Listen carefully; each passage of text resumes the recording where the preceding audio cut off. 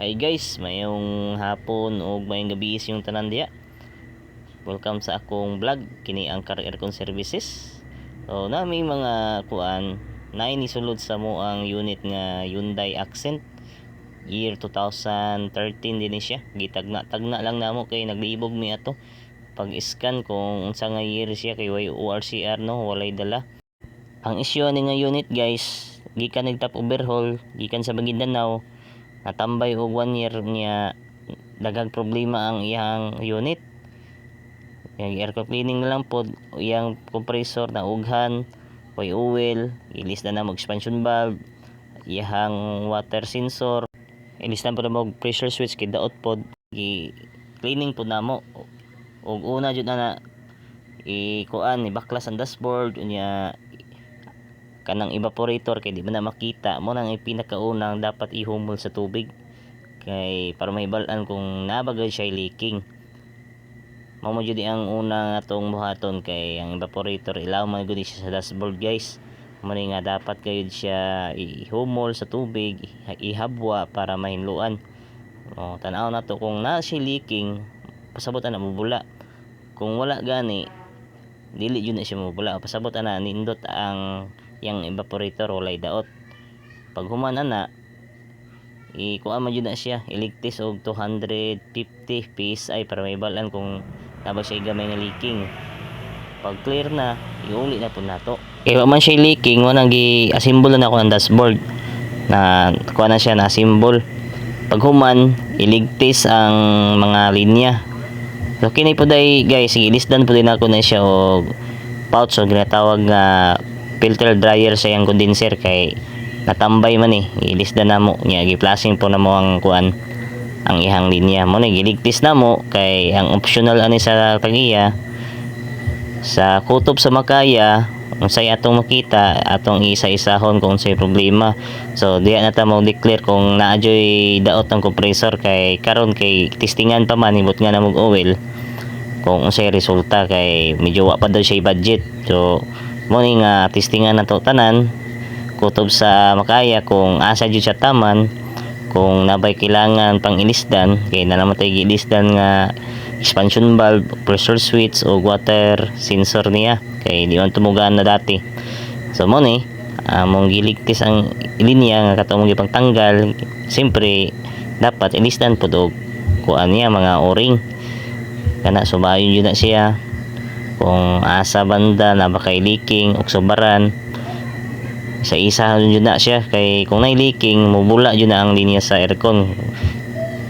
Pang subayon ang hose na baka hungaw kay ang kakapoy na sa kuan guys, ang trouble kanang gamay king leaking sa aircon mo na ikapoy kayo pangitaon, murag gugma ba kapoy pangitaon.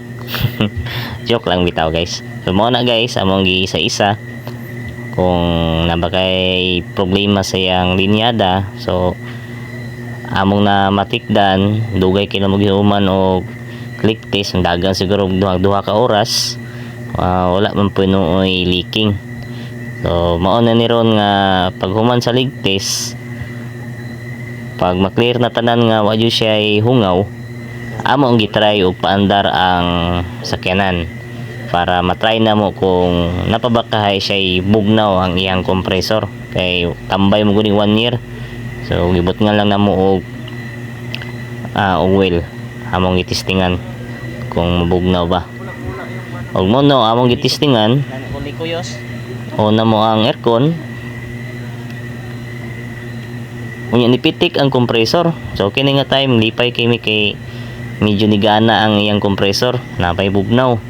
Kini day nga sakyanan guys, kuan ni siya electronic control valve ang nagdala sa iyang aircon compressor. So kini kailangan siya og scanner kay electronic siya. Na kuan na mo na oksabaran na mo medyo diuli pod normal ang dagan sa iyang tubig no sa iyang radiator. So kini testing pa lang ni kay ang final ani kung ma-okay siya is water coolant jud dapat itubil ani. So kini kay testing pa man tubig usa ang among gitubil. So namin oksabaran nga ang aircon medyo alanganin iyang bugnaw sa pilmero nga nakita namo nga adunay diferensya ang iyang cooling system sa tubig, mo action siya og bukal nga iyang secondary nga fan wala pa po ni andar.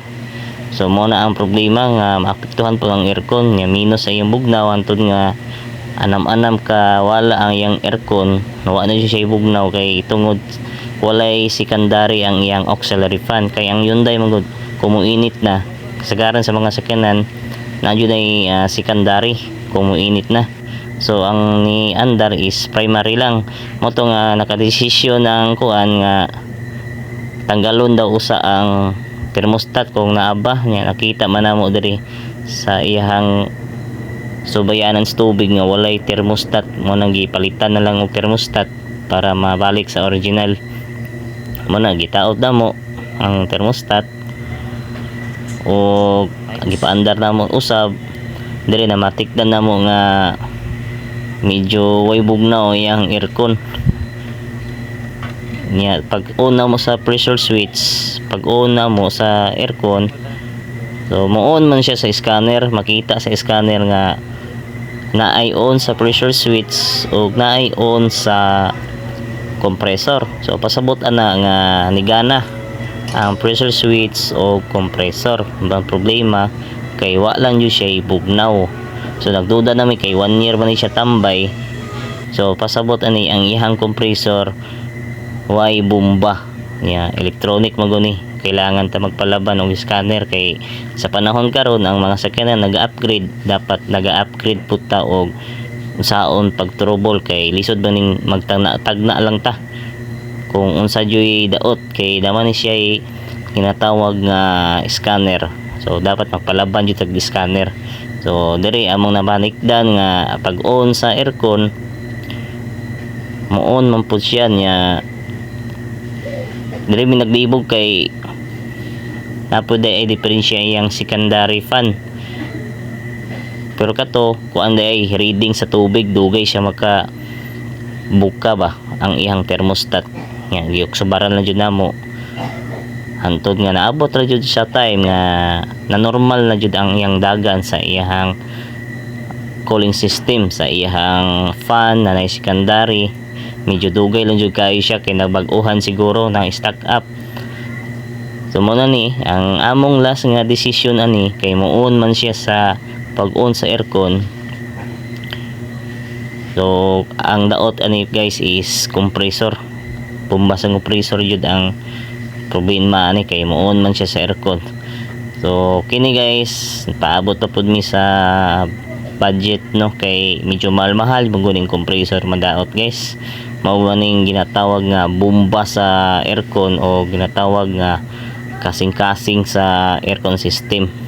Kay kung wala ning kuan easy compressor dili jud mabugnaw ang imong aircon guys. Mo nang paabot pa mi kay medyo mahal ning compressor basta madaot.